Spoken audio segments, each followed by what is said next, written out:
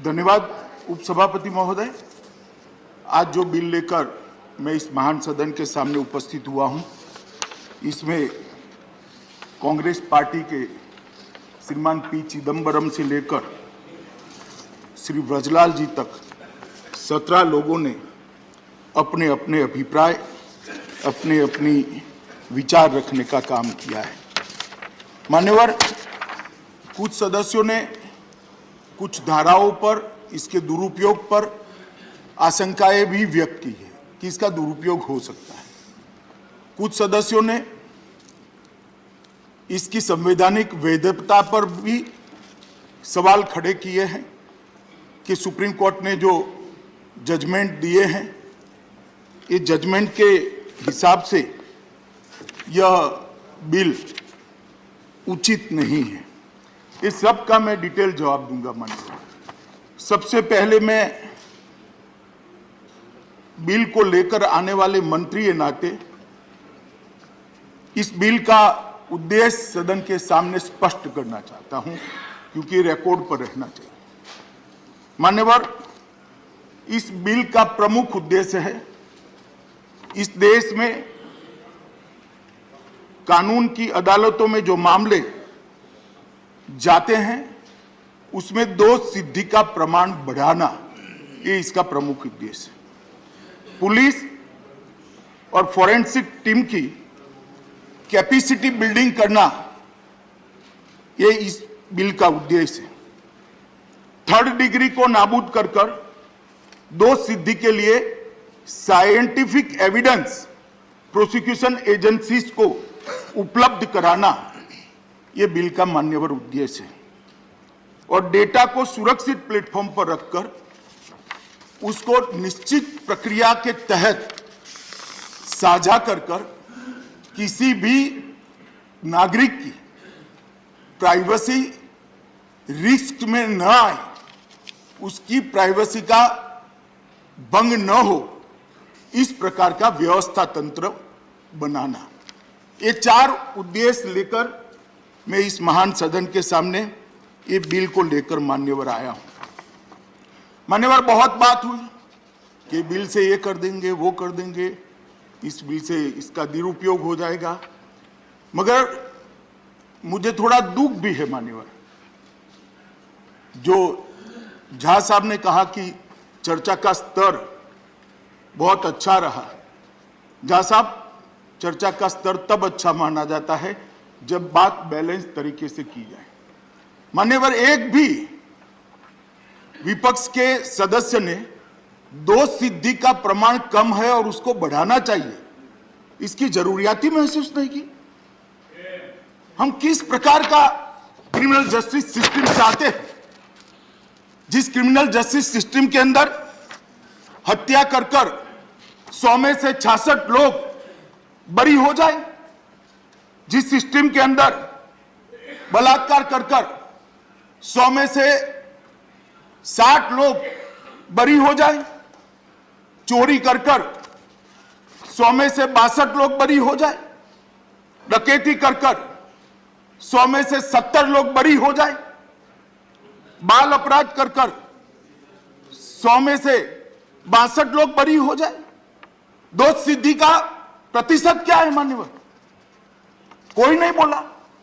इतना सारा रिसर्च करते हैं तो इतना भी तो कर लेते और इसको स्पिरिट से रख देते। मान्यवर, हत्या के अंदर सिर्फ 44% लोगों को देश में हम सजा दिला पाते। मैं तो प्राइमरी कोर्ट की बात करता हूं, ऊपर जब जजमेंट आता है तब ये और गिरता है। मान्यवर, बलात्कार के अंदर 39%, चोरी के अंदर 38%, डकैती के अंदर 29% और बाल अपराध के अंदर 37% सिर्फ मात्र। क्या हम इसको बढ़ाना नहीं चाहते हैं? किसी ने इसका सजेशन नहीं दिया, कुछ अच्छे सुझाव देते कि भाई ये बढ़ाने के लिए ये जरूरी है, मगर इसमें इतना ध्यान रखिए, इसमें इतना सुधार करिए, तब तो चर्चा का स्तर ऊपर आया, मैं मान सकता था माननीय अध्यक्ष। मैं और देशों की भी बहुत सारी बातें हुई, उस देश के कानूनों का अध्ययन करे बगैर इसका रेफरेंस दिया गया है। हमारा कानून तो शक्ति के हिसाब से बच्चा है मान्यवर। इससे कठोरतम कानून दुनिया के देशों के अंदर बने हैं। और वहां पर दोष सिद्धि का प्रतिशत देखें, दक्षिण अफ्रीका में 82%, यूनाइटेड किंगडम में 84%, कनाडा के अंदर 64%, ऑस्ट्रेलिया में 97% और अमेरिका में 93%। ये क्यों है? क्योंकि वहां प्रोसिक्यूशन एजेंसी को साइंटिफिक एविडेंस का आधार मिला हुआ है। साइंटिफिक एविडेंस, फोरेंसिक एविडेंस, इसके आधार पर प्रोसिक्यूशन एजेंसी आगे बढ़ती है। इसलिए अदालतों को सजा करना बहुत सरल हो जाता है और जो गुनहगार है उसको कानून की गिरफ्त से भागना बहुत कठिन हो जाता है। क्या हम हमारी क्रिमिनल जस्टिस सिस्टम को उस ओर मोड़ना नहीं चाहते? मोड़ना चाहिए या नहीं चाहिए? ये सदन के सामने ये बिल आया, इसलिए मैं पूछना चाहता हूं, क्या हम सिर्फ राजनीति की कोरी चिंता करेंगे? राजनीतिक चिंताओं का सम्मान है, आपकी शंकाओं का भी जवाब देने का मेरा दायित्व है और मैं दूंगा भी। परंतु आप में से कोई एक तो भला बोलता कि भैया ये जरूरी है मगर इतनी चिंता करिए। एक का मैंने सब भाषण धैर्य से सुने मान्यवर, कहीं पर भी कोई नहीं बोला। मान्यवर, ये बिल लाने का उद्देश्य दोष सिद्धि को बढ़ाना और साइंटिफिक एविडेंस को हमारी प्रोसिक्यूशन एजेंसियों को उपलब्ध कराना है। मान्यवर, एक देश में एक प्रथा होगी, लोकतंत्र में पक्ष और प्रतिपक्ष होना स्वाभाविक है, होना भी चाहिए। हम तो चाहते हैं प्रतिपक्ष मजबूत हो, मगर जनता जो चाहती है वही यहां आता है। हम तो चाहते हैं प्रतिपक्ष मजबूत हो, परंतु अल्टीमेटली वो तो जनता को निर्णय करना है। मान्यवर, कोई भी सरकार बनती है वो विधि से स्थापित होती है। कोई भी सरकार जो बनती है वो विधि से स्थापित होती है और सरकार लोगों के मैंडेट का प्रतिनिधित्व करती है। सरकार की हर लेजिस्लेशन को, हर कानून को शंका की दृष्टि से देखकर एक शंका का गहरा बादल देश के विचारों के आकाश पर बना देना कितना उचित है। जन भावनाओं को गुमराह करना, शंकाओं के औथार के नीचे आप हर चीज को जनता के मन में भय उत्पन्न करना, ये कितना ठीक है मान्यवर? हमने कहीं ना कहीं इसका विचार करना पड़ेगा। ये सरकार कोई पार्टी नहीं बनाती है। पार्टी तो अपने एजेंडा लेकर जनता के सामने जाती है, जनता वोट करती है और उसमें से सरकार बनती है। ये सरकार संविधान बनाता है, संविधान की धाराएं बनाती है, शपथ संविधान के लेने पड़ते हैं। तो सरकार के हर इंटेंट शंका खड़ी करना और शंका का एक बादल खड़ा कर लोगों को गुमराह करने का प्रयास मान्यवर लोकतंत्र के लिए उचित नहीं है। और मैं देख रहा हूं हर एक सरकार के कदम को राजनीतिक तराजू के अंदर ही तोला जाता है। हर एक सरकार के कदम को पक्ष और विपक्ष की भाषा में ही देखा जाता है। सरकार के हर उद्देश्य को इसका ये उपयोग हो जाएगा, उसका वो उपयोग। मैं समझ रहा हूं आपको शंका आना स्वाभाविक, जब आप पावर में थे तब किया है दुरुपयोग, आपने किया है दुरुपयोग, मगर हम उनमें से नहीं है, नहीं है, निश्चित रूप से नहीं है। मैं बोलूंगा तो पसंद नहीं आएगा, कहेंगे पुरानी बात है। मैं बोलूंगा तो पसंद नहीं आएगा, आप तुरंत कहेंगे पुरानी बातें। पुरानी ही है क्योंकि आपकी सत्ता पुरानी हो गई, तो बात तो पुरानी ही आएगी। आज तो आप विपक्ष में बैठे हो मान्यवर, पर मैं इसमें जाना नहीं चाहता। कुछ सदस्यों ने ह्यूमन राइट की बात करी। मैंने कल भी लोकसभा में कहा था 2 दिन पहले कि मान्यवर ह्यूमन राइट के 2 पहलू होते हैं।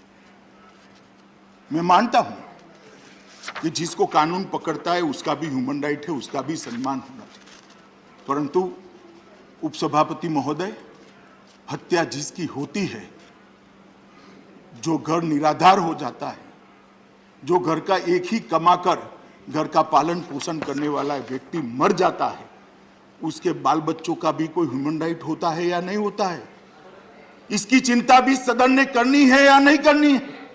ह्यूमन राइट कभी एक तरफा नहीं हो सकता। जब बम धमाके होते हैं, टेररिज्म फैलता है, हजारों लोग मारे जाते हैं, मरने वालों का भी ह्यूमन राइट है, सिर्फ टेररिस्टों का ह्यूमन राइट नहीं है। गुनाह के विक्टिम, उसका भी ह्यूमन राइट है, सिर्फ गुनहगार का ह्यूमन राइट नहीं है। अगर हम कानून बनाने वाली संस्थाएं ये दोनों ह्यूमन राइट के बीच में भले बुरे का अर्थ नहीं समझेगी, दोनों के बीच में संतुलन नहीं बनाएगी, तो हम किसको प्रोटेक्ट करना चाहते हैं? जो लोग कानून के भरोसे अपना जीवन जीना चाहते हैं, जिनकी संख्या 97% से ज्यादा है, इसकी चिंता न करें। इसकी चिंता जरूर करनी चाहिए मान्यवर। आप लोगों को जिसकी चिंता करनी है करिए, हम तो वो 57% कानून के हिसाब से लोगों को, जीने वाले लोगों के ह्यूमन राइट की चिंता करने वाले। मान्यवर, स्वतंत्रता का सबको अधिकार है। सुप्रीम कोर्ट के कई जजमेंट विद्वान लोगों ने यहां कोट किए, मगर हर जजमेंट में से सिलेक्टिव पार्ट ही अपना लेकर पढ़े। उसके आगे लिखा है कि स्वतंत्रता इस मात्रा में ही उपयोग होनी चाहिए कि किसी और की स्वतंत्रता का हनन न हो जाए। स्वतंत्रता का मतलब स्वच्छंदता नहीं होता है। स्वतंत्रता के दायरे हैं। स्वतंत्रता कानून के दायरे में संविधान के 4 कोने के बीच में दी गई है, और इस स्वतंत्रता की व्याख्या और किसी की स्वतंत्रता का हनन करने के लिए नहीं उपयोग की जा सकती। ये स्वतंत्रता नहीं। मान्यवर, स्वतंत्रता का सम्मान हम भी करते स्वतंत्रता का सम्मान। मान्यवर, फौजिया खान जी, संजय जी, सबने ये शंका का वातावरण खड़ा करने का उपयोग किया है, प्रयास किया है, सवाल भी उठाए हैं, उनका अधिकार है। मगर मैं आश्वस्त करना चाहता हूं सदन के सभी सदस्यों को कि बिल लाने के पीछे मेरी या हमारी सरकार की, ना हमारे प्रधानमंत्री की, किसी की भी मंशा नहीं है। ये बिल लाने के पीछे मंशा, एकमात्र मंशा है, इस देश में गुनाहों के प्रमाण को कम किया जाए, इस देश में सजा के प्रमाण को बढ़ाया जाए, और इस देश के कानून और व्यवस्था की स्थिति को सुधारा जाए, और इस देश की आंतरिक सुरक्षा को सुदृढ़ किया। और मैं आगे बताता हूं कि किस प्रकार से एक कहा गया कि भाई इसका दुरुपयोग होगा, निजता का हनन होगा। मान्यवर, ये सारा डेटा जो आएगा वो एनसीआरबी के पास रहेगा, और मैं सबको आश्वस्त करना चाहता हूं कि एनसीआरबी में जो डेटा आएगा वो सुरक्षित प्लेटफॉर्म पर और सुरक्षित हार्डवेयर के अंदर ही रहेगा। डेटा भंडारण में किसी तीसरे पक्ष, थर्ड पार्टी या निजी एजेंसियों को कोई स्थान नहीं मिलेगा। एनसीआरबी ही उसको मैनेज करेगी। मान्यवर, एनसीआरबी का जो डेटा भंडारण है उसको सरकार की उच्च से उच्च कक्षा की कमेटी इसका परीक्षण करेगी, और डेटा साझा करने के लिए भी एक पद्धति बनाएगी। इसके लिए भी फॉरेंसिक्स एक्सपर्ट्स और इस क्षेत्र के एक्सपर्ट की एक कमेटी बनेगी।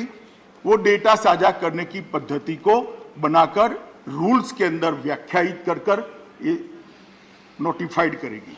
मान्यवर, मैं थोड़ा एक उदाहरण देना चाहता हूं। अभी एनसीआरबी के पास एक नफीस कर सिस्टम बनाया है। इसके तहत 1 करोड़ फिंगरप्रिंट का डेटा है, और अगर ये बिल राज्यसभा के सदस्य पास कर देते हैं तो ये डेटा बहुत बढ़ेगा, फिंगरप्रिंट का डेटा बढ़ेगा। अब किसी भी राज्य के कोई एक दूर के गांव में चोरी होती है और पुलिस जाकर फिंगरप्रिंट लेती है, तो फिंगरप्रिंट लेने के बाद पुलिस इसको प्रिजर्व करती है, क्योंकि जब चोर पकड़ा जाएगा तब फिंगरप्रिंट मैच कर उसको सजा कराने के काम में आएगा। चिदम्बरम साहब ने तो फिंगरप्रिंट पर ही क्वेश्चन कर दिया, मगर अभी तो अदालतें मानती है इसको। इसलिए उसको सजा कराने के काम में आएगा। अब ये सिस्टम आने के बाद क्या होगा, किसी घर में चोरी होगी तो पुलिस अफसर फॉरेंसिक साइंस की टीम को बुलाकर वहां जो उपलब्ध फिंगरप्रिंट है उसको लेगा, घर के लोगों के फिंगरप्रिंट लेकर उसमें से घर के लोगों के फिंगरप्रिंट को बाहर निकाल देगा। जो बच जाएगा वो फिंगरप्रिंट चोरी करने वाले शंकास्पद व्यक्ति के है। आज स्थिति है, पुलिस उसको ढूंढती है, उसका फिंगरप्रिंट लेती है और फिर मैच करती है। अब क्या होगा, वो फिंगरप्रिंट वो भेजेगा एनसीआरबी को। वो पुलिस स्टेशन को या पुलिस को पूरे फिंगरप्रिंट का एक्सेस नहीं है, वो पुलिस स्टेशन भेजेगा फिंगरप्रिंट एनसीआरबी को। एनसीआरबी 1 करोड़ फिंगरप्रिंट के डेटा को 3.5 मिनट में रन कर अगर उसमें वो चोर है तो उसका नाम पुलिस स्टेशन को भेज देगा, पुलिस को ढूंढने की जरूरत नहीं है।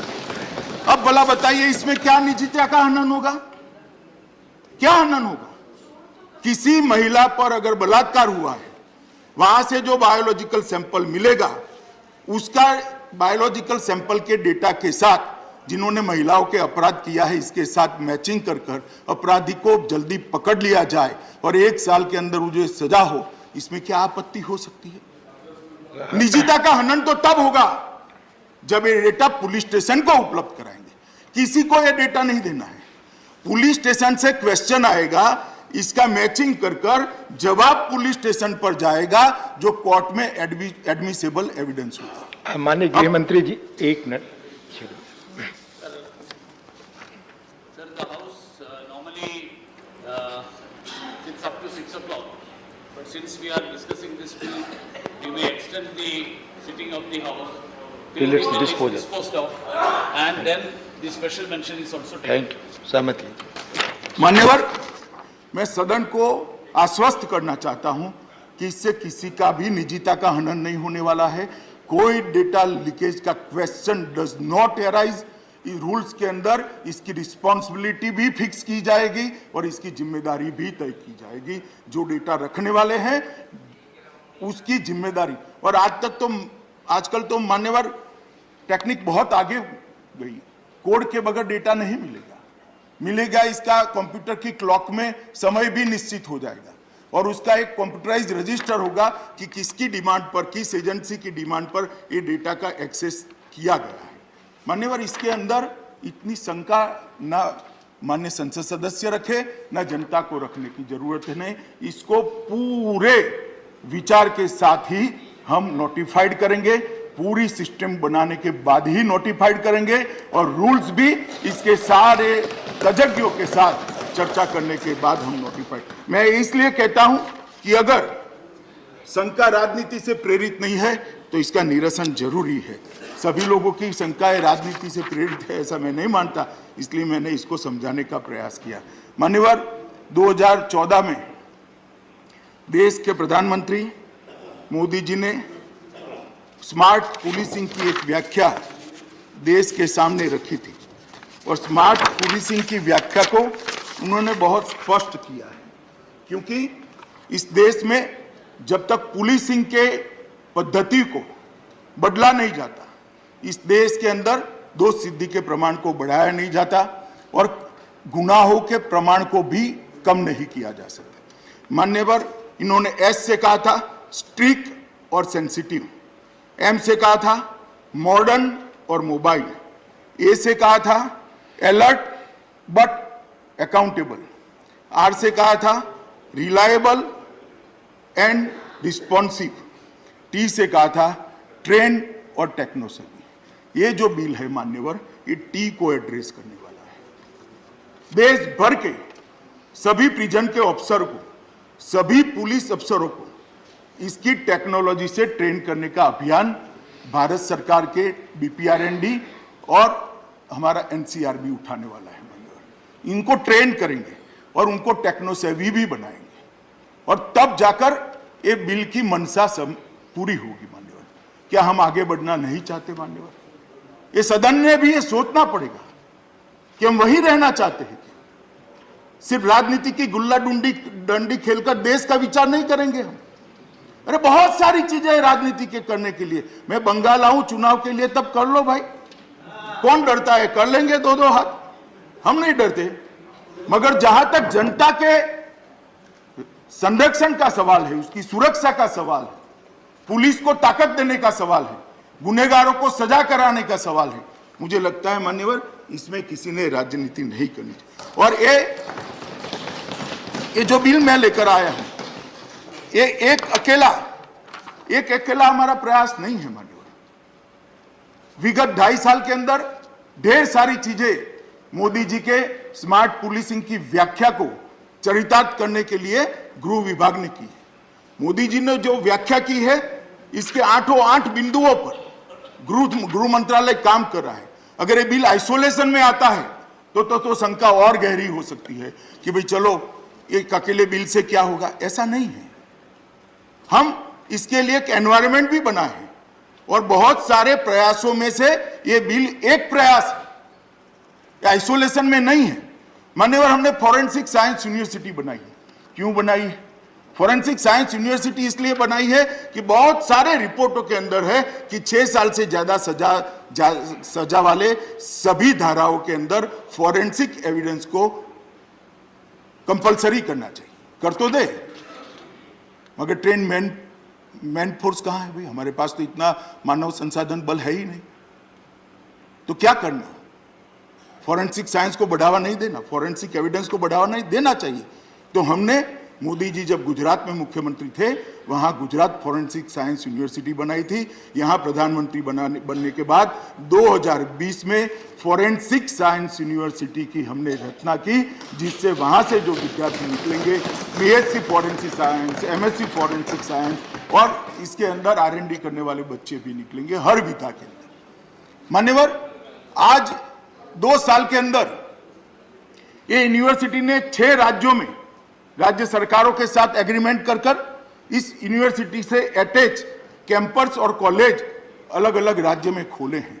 और मुझे पूरा भरोसा है कि कुछ ही सालों के अंदर ये यूनिवर्सिटी से और इसके संबंध कॉलेजों से अनेक विद्यार्थी बाहर आएंगे जो फॉरेंसिक साइंस के क्षेत्र में देश को न केवल मजबूत करेंगे, देश का नाम दुनिया में रोशन करेंगे। मान्यवर, और ये फॉरेंसिक साइंस यूनिवर्सिटी के जो तज्ञ बाहर आएंगे, वो केस को सजा कराने के लिए, अपराधी को सजा कराने के लिए फॉरेंसिक साइंस के साइंटिफिक एविडेंस के बेस को मजबूत कर प्रोसिक्यूशन एजेंसी की मदद में रहेंगे। मान्यवर, ये हमारा आइसोलेशन में प्रयास नहीं है। हमने रक्षा शक्ति यूनिवर्सिटी बनाया, रक्षा शक्ति यूनिवर्सिटी भी 2020 में बनाया। और रक्षा शक्ति यूनिवर्सिटी के तहत जो बच्चे, कुछ बच्चे चाहते हैं बचपन से कि मैं डॉक्टर बनूं, कुछ वकील बनना चाहते हैं, कोई पत्रकार बनना चाहते हैं, कोई राजनीति में आना चाहते हैं। इस तरह से बहुत सारे बच्चों की मनसा होती है कि मैं रक्षा के क्षेत्र में काम करूं, मेरी कैरियर में रक्षा के क्षेत्र में बनाऊं। तो उनके लिए कोई स्पेशलाइज कोर्स ही नहीं है। वो तो बेचारा बीएससी करता है, बीए करता है, बीकॉम करता है, फिर एग्जाम देता है, शरीर तगड़ा है तो सिलेक्ट हो जाता है और फिर उसकी ट्रेनिंग होती है। तो क्यों नहीं ऐसी यूनिवर्सिटी बनाई जाए जो रक्षा के साथ जुड़े हुए सभी क्षेत्रों के अंदर एक स्पेशलाइज फोर्स खड़ा करे, एक एक्सपर्ट्स खड़ा करे। रक्षा के क्षेत्र के साथ बहुत सारी विधाएं जुड़ी हुई, तो इसके लिए, उसकी ट्रेनिंग के लिए, उसके स्पेसिफिक अध्ययन के लिए हमने रक्षा शक्ति यूनिवर्सिटी बनाया है मान्यवर। और रक्षा शक्ति यूनिवर्सिटी भी आने वाले दिनों में पूरे देश के अंदर अपने संबंध कॉलेजों को बढ़ाने वाली है। मान्यवर, नेक्स्ट जनरेशन क्राइम को हमने समझना भी पड़ेगा और उसके सर्कल को तोड़ना भी पड़ेगा। हम चाहते हैं कि पुलिस, देश की कानून प्रवर्तक एजेंसियां क्रिमिनल से 2 कदम आगे रहे, पुलिस से क्रिमिनल 2 कदम आगे न रहे। पुलिस को सुसज्ज करना पड़ेगा। आप ह्यूमन राइट, प्राइवेसी, ये सारी चीजों को कर पुलिस के हाथ में हथकड़ी लगा दोगे और उसको तैरने के लिए स्विमिंग पूल में डालोगे और कहोगे जाओ भैया गोल्ड मेडल लेकर आ जाओ, वो नहीं आ सकता। उसके हाथ को सशक्त करना पड़ेगा, उसके हाथ को मजबूत करना पड़ेगा, उसके हाथ में भी वेपन देना। तो ये प्रयास पुलिस को सशक्त करना है, कानून प्रवर्तक एजेंसियों को सशक्त करने के लिए प्रयास है। मान्यवर, नेक्स्ट जनरेशन क्राइम को हम चिर पुरातन पद्धतियों से हैंडल नहीं कर सकते। हमने भी नेक्स्ट जनरेशन की तकनीक को अपनाना होगा और पुलिस को इससे लैस करना होगा, पुलिस को इसके ट्रेन करना पड़ेगा। भारत सरकार ने मोदी जी के मार्गदर्शन में मोडस ऑपरेंडी ब्यूरो भी बनाया है। ये ब्यूरो देश भर में एनसीआरबी के पास जो क्राइम का रिकॉर्ड आता है उसका एनालिसिस करता है और विशिष्ट प्रकार के क्राइम करने वाले लोगों की मोडस ऑपरेंडी क्या होती है इसका स्टडी करता है, इस पर डिस्कशन होता है, इसके समाधान ढूंढे जाते हैं और वो समाधान बीपीआरएनडी के माध्यम से देश भर की पुलिस को भेजे जाते हैं। ये भी हमने नया इनिशिएटिव लिया है। आईपीसी, सीआरपीसी और एविडेंस एक्ट में भी हम बदलाव करने जा रहे हैं। ये भी बहुत पुराने हो चुके, इसको भी बदलाव, मैंने सभी मान्य संसद सदस्यों को पत्र भी लिखे कि आपका कोई इसमें सुझाव हो तो आप जरूर भेज दीजिए, हम इसको अभी बना रहे हैं। और जहां तक बात करा कि भाई स्टैंडिंग कमेटी को देना, मैं आपको विश्वास दिलाता हूं सीआरपीसी, आईपीसी और एविडेंस एक्ट तीनों को सुधार कर हम लाएंगे। निश्चित रूप से गृह विभाग की स्टैंडिंग कमेटी को देंगे और जांच परख कर ही मैं उसको गृह के अंदर, उसमें मुझे कोई आपत्ति नहीं, परंतु इस बिल में इतने बड़े बदलाव ही नहीं हो रहे। मैं बाद में एक्सप्लेन करता हूं, मैं तो रिक्वायरमेंट पर हूं। चिदम्बरम साहब ने और सारे लोगों ने जो जवाब दिए उसके मुझे जवाब देने। मान्यवर, इसके अलावा हमने डायरेक्टर ऑफ प्रोसिक्यूशन का कार्यालय का भी सभी जगह, सभी राज्यों को मैंने पत्र लिखा है, एक डायरेक्टर ऑफ प्रोसिक्यूशन होना चाहिए जो प्रोसिक्यूशन एजेंसी को, हर राज्य की पुलिस को उस पर निगरानी रखे कि प्रोसिक्यूशन ठीक तरीके से हो। और ढेर सारे हमने ई गवर्नेंस इनिशिएटिव भी मान्यवर लिए हैं। मैं ई गवर्नेंस इनिशिएटिव को इसलिए बताना चाहता हूं कि सारी जो शंकाएं हो रही हैं वो शंकाओं का 2 मिनट में निरसन हो जाएगा ध्यान से सुनने के बाद। मान्यवर, एक CCTNS कर एक नेटवर्क सिस्टम भारत सरकार का चलता है। मैं इस ग्रुप को इन्फॉर्म करना चाहता हूं कि 16,390 मतलब 100% पुलिस थानों ने CCTNS नेटवर्क को अपना लिया है और पूरे देश के थाने CCTNS नेटवर्क से चलते हैं और 99% पुलिस स्टेशन में अब FIR CCTNS में सीधे दर्ज हो रही है। जहां नेटवर्क के थोड़े प्रॉब्लम है इसका भी हम सॉल्यूशन ढूंढ रहे हैं। मान्यवर, CCTNS नेटवर्क के अंदर 7.47 करोड़ FIR उपलब्ध है। जो डेटा लीकेज की बात करते हैं मैं उनको बताना चाहता हूं। मान्यवर, केंद्र शासित प्रदेश, राज्य और केंद्रीय जांच एजेंसी, ये सारी एजेंसियां, राज्य की पुलिस भी इसका उपयोग कर रही है। मान्यवर, ई प्रोसिक्यूशन भी हमने चालू किया है और 751 जिलों में, प्रोसिक्यूशन के जिलों में ई अभियोजन को लागू कर दिया गया है। आज तक कोई फरियाद नहीं। ई प्रिजन, देश की 1259 जेलों में ई प्रिजन लागू कर दिया गया है, कोई फरियाद नहीं आई। ई फॉरेंसिक्स, 117 फॉरेंसिक लैब में ये लागू हो चुका है, ऑनलाइन हो चुका है, आज तक कोई फरियाद नहीं। Inter operable criminal justice system ICJS वो भी लागू हो गया है और ICJS के तहत अब CCTNS, ई प्रिजन, ई कोर्ट और ई फॉरेंसिक को जोड़ने का भी काम अब चालू हो गया है और वो एकीकृत डेटाबेस से एनालिटिकल मॉड्यूल भी बनाए गए हैं जिससे देश भर के क्राइम का एनालिसिस होकर उसके रोकने के मॉड्यूल बने।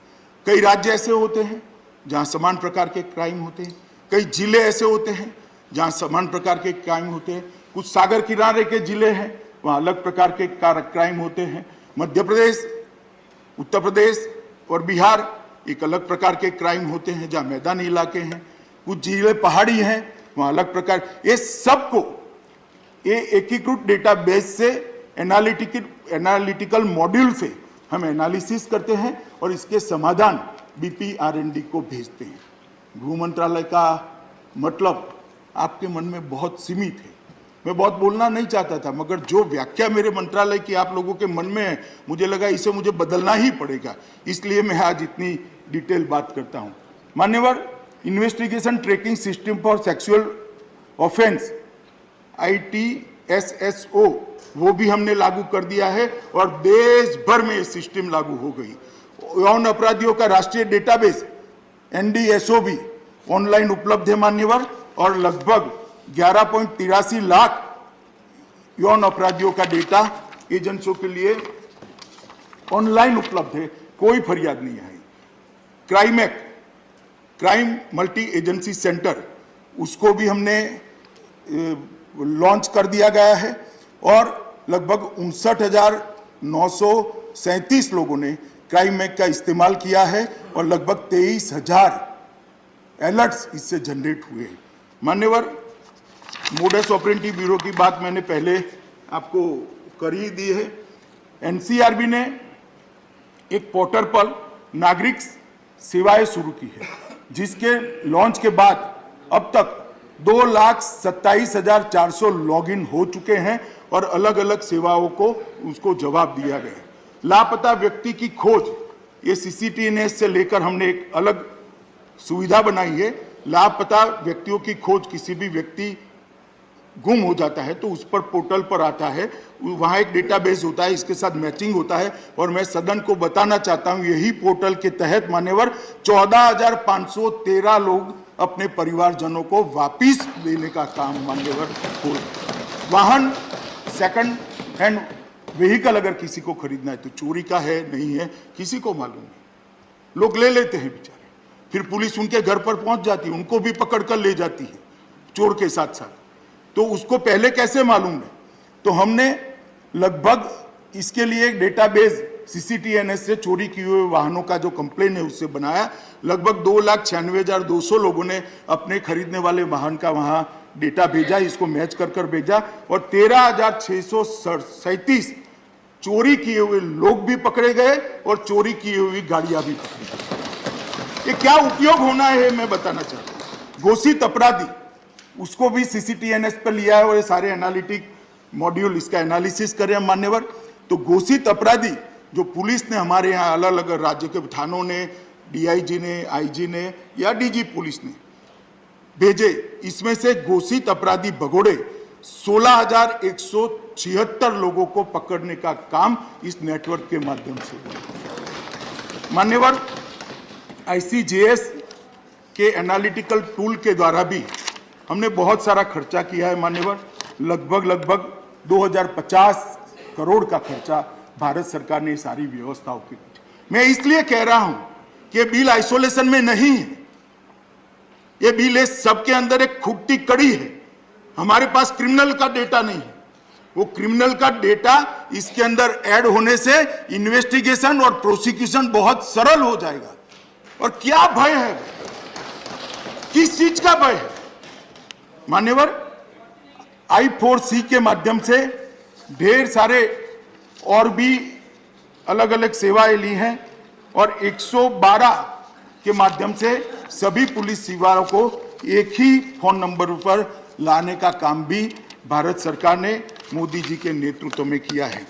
मान्यवर, मैं इसलिए बताना चाहता था कि ये जो हमें जिस तरह से कटघरे में खड़े करने का प्रयास हो रहा था कि इसके पीछे कोई राजनीतिक उद्देश्य नहीं है, ना जनता के मन में भी ऐसी भावना जानी चाहिए, ना सदन के सदस्यों के मन में भी ऐसी भावना जानी।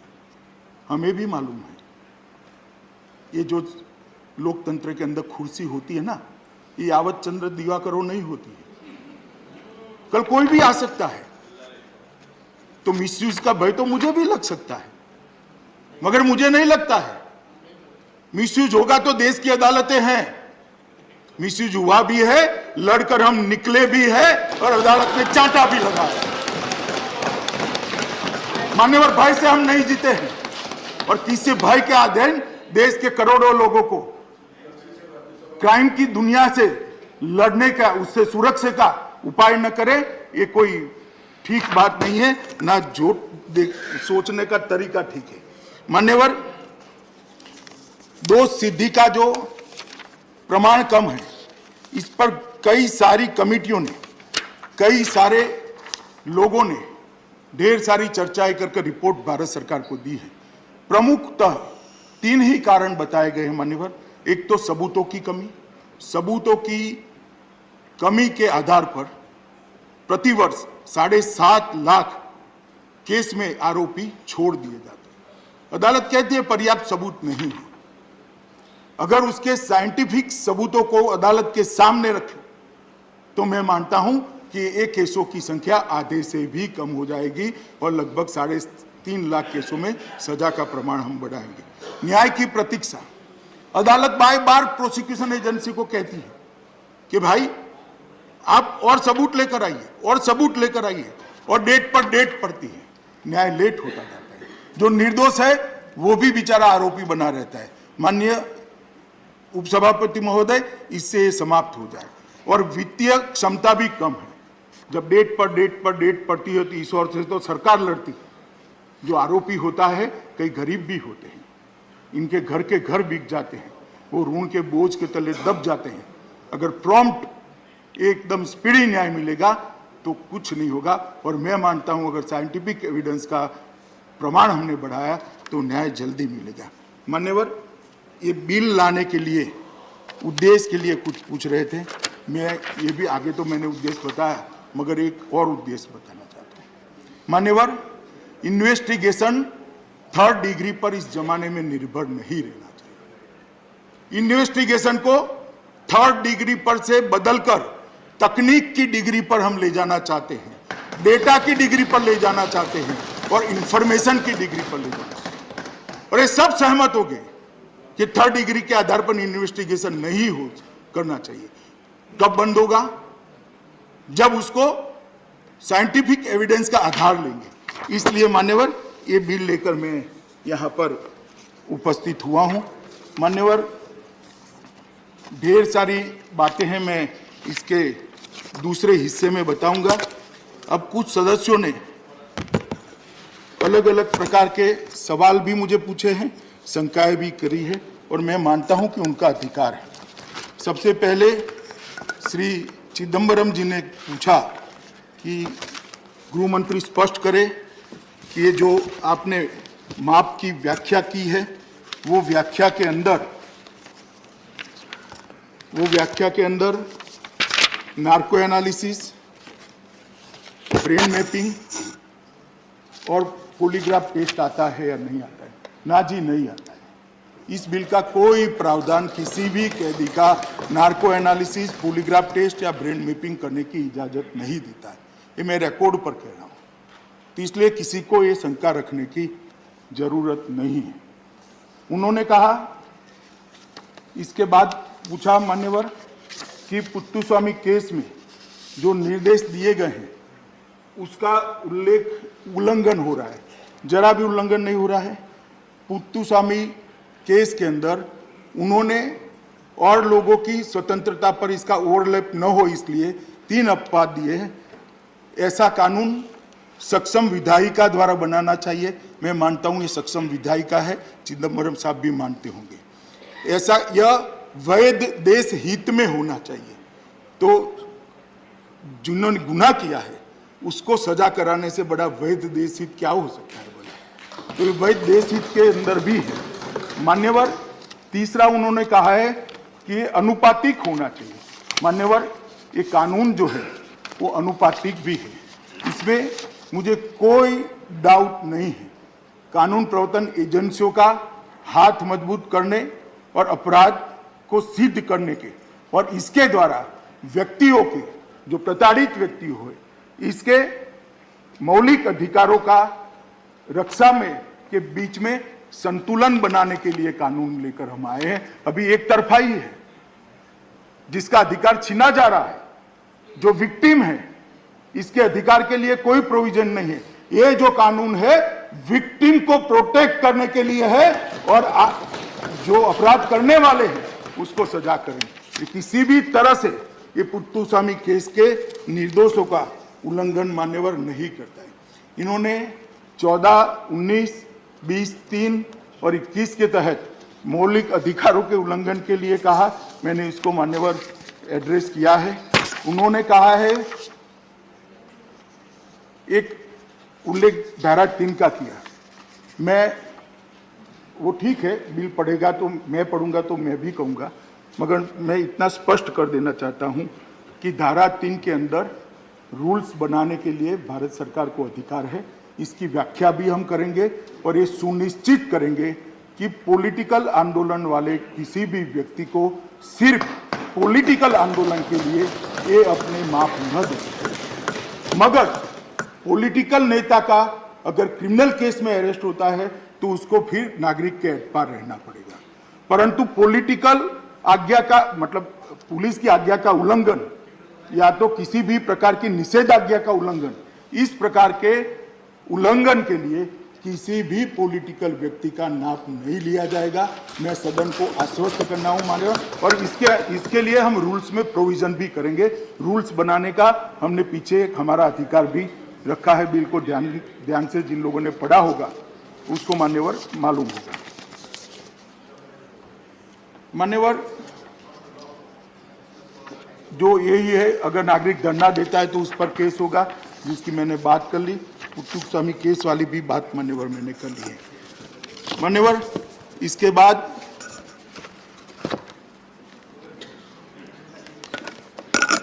विनय विश्वम जी ने कहा कि 124A सरकार लगा रही है। हम 124A के दुरुपयोग के पक्ष के नहीं हैं, मगर विनय विश्वम जी केरल से कम्युनिस्ट पार्टी के सांसद को 124A का क्यों आप उठा रहे हो? आप तो लोगों को मार दिए भैया। मेरी पार्टी के 100 लोगों की हत्या राजनीतिक कारणों से केरल में हुई, पूरी की पूरी जान चली गई है उनकी, और आप हमें 124 से समझा रहे हो? क्या 124 से समझा रहे हो? प्लीज प्लीज, मैं 124A को मैं स्वीकार नहीं कर रहा हूं कि हम इसका दुरुपयोग करें। मैं इतना ही कहता हूं, कम से कम केरल से आए हुए कम्युनिस्ट पार्टी के कार्यकर्ता को, सांसद को ये नहीं उठाना चाहिए। ये please please please, no please please please please. In Kerala, under 124A, nobody is implied. Thank you. Yes, please, please. Thank you, Vinay ji. I request you to correct yourself. Please, please. अरे ढेर सारे उदाहरण है भाई, The wrong statement. Thank you, Vinay ji. ढेर सारे उदाहरण। Thank you. Thank you. Thank you. Please, please, please. No, let homeless, please, please. Vinay ji, please no. मान्यवर, No, please, please. मान्यवर, इनकी इच्छा है तो इसी सदन के सवाल जवाब में से मेरी नहीं, कोई और सरकार ने जो जवाब दिए हैं वो मैं सदन पे रखने के लिए तैयार हूं। मान्यवर, केरल विधानसभा में सवाल जवाब में जो जवाब आए हैं वो मैं सदन पर रखने के लिए Please. मैं इरिस्पॉन्सिबल स्टेटमेंट नहीं करता। विश्वम साहब, मेरे 27 साल हो गए किसी विधायिका में काम करते हुए, चाहे विधानसभा, राज्यसभा। आपकी बात रिकॉर्ड पे नहीं जा रही विश्वम जी, प्लीज। स्टेटमेंट नहीं करता। मंत्री जी की बात जा रही, प्लीज। मान्यवर, please please please please please please. मान्यवर, एक सदस्य ने कहा कि आंख में से आंख डालकर जवाब दे सकते हो। मैं तो जरूर दे सकता हूं अगर कोई आंख में से आंख डालकर पूछने की हिम्मत रखता है, जरूर दे सकता हूं, और किसी भी फोरम में रहे, क्योंकि मेरे मन में चोर नहीं है साहब। हम वही करते हैं जो हमारी आत्मा कहती है, और हम वही करते हैं जिसको आत्मा कानून के हिसाब से मानता है। मान्यवर, मुझे कोई तकलीफ नहीं है, कोई आंख में से आंख डालकर सवाल पूछे, मैं आंख में आंख डालकर जवाब भी जरूर दे दूंगा। मान्यवर, संजय सिंह जी ने कहा कि गुजरात में ये FIR, अरे संजय बाबू, मान्यवर आपके माध्यम से मैं संजय बाबू को कहना चाहता हूं, अभी तो आप गुजरात गए हो, मुझे तो मालूम नहीं कोई FIR हुई या नहीं हुई इनकी पार्टी पर। कुछ करा होगा तो हो भी सकती है, मगर बंगाल चले जाओ, जान चली जाएगी। अच्छा है अभी वहां गए नहीं हो आप। Please please please please please please please please please please. मान्यवर, प्लीज नड्डा जी प्लीज नड्डा जी का उदाहरण नहीं दीजिए प्लीज गाड़ी को अटैक रखिए प्लीज प्लीज प्लीज माननीय गृह मंत्री जी, आपकी बात ही रिकॉर्ड पे जा रही है। माननीय सदस्यगण प्लीज बैठ जाए। आप बोले, आप बोले, आप बोले, प्लीज बोले। मान्यवर, ये पूछते हैं आप गए हो, मैं गया था 2019 के चुनाव में, मेरे रोड शो पर आग के गोले फेंके गए, हमारे राष्ट्रीय अध्यक्ष गए नड्डा जी, इनकी गाड़ी को घेर कर उन पर जघन्य हमला किया गया। क्या पूछ रहे हो? क्या पूछ रहे हो? कैसे ना बोल सकते हो? ये रिकॉर्ड पर है, कोर्ट ने संज्ञान लिए है मान्यवर। प्लीज माननीय गृह मंत्री जी की ही बातें जा रही है रिकॉर्ड पे, और किसी की नहीं। प्लीज प्लीज प्लीज मान्यवर, please please please please please please please please please please please माननीय प्लीज माननीय गृह मंत्री जी को आप बोल रहे थे। Please please please please please please thank you please please माननीय गृह मंत्री जी की बात रिकॉर्ड पे जाएगी। माननीय गृह मंत्री जी प्लीज प्लीज। मान्यवर, सुखेंदु शेखर रॉय जी ने कहा कि SC ST माइनॉरिटी की DNA प्रोफाइलिंग, भाई पूरे सदन को मैं पूछना चाहता हूं, इसमें ST SC माइनॉरिटी कोई शब्द है क्या? किस चश्मे से पढ़ते हो सुखेंद्र रॉय जी? किस चश्मे से पढ़ते हो बिल को? अरे बिल बोले हैं आप, मैं तो सुनकर लिखा है।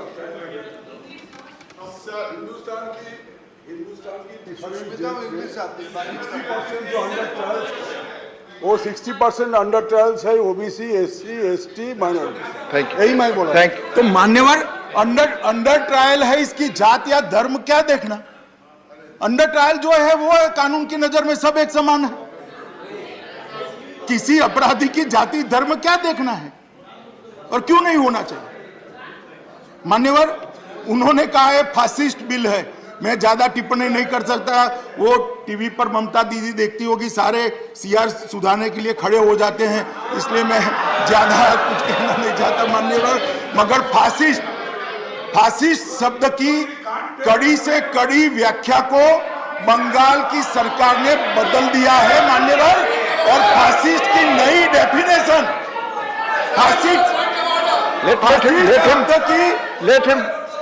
मान्यवर, मैं ममता दीदी का नाम वापिस लेता हूं। बैठ जाओ, ले लिया वापिस। माननीय ममता जी का नाम लिए, प्लीज बैठ जाइए। ममता दीदी का नाम मैं वापिस लेता हूं। मान्यवर, फासिस्ट शब्द की डेफिनेशन को, जो डेफिनेशन में है, उससे अलग प्रकार के मायने देने का काम बंगाल की सरकार ने कहा। बाबा, आप कम से कम फासिस्ट का रेफरेंस मत लीजिए। अंत में मान्यवर, मैं इतना ही कहना चाहता हूं, please please please please please nothing is going on record.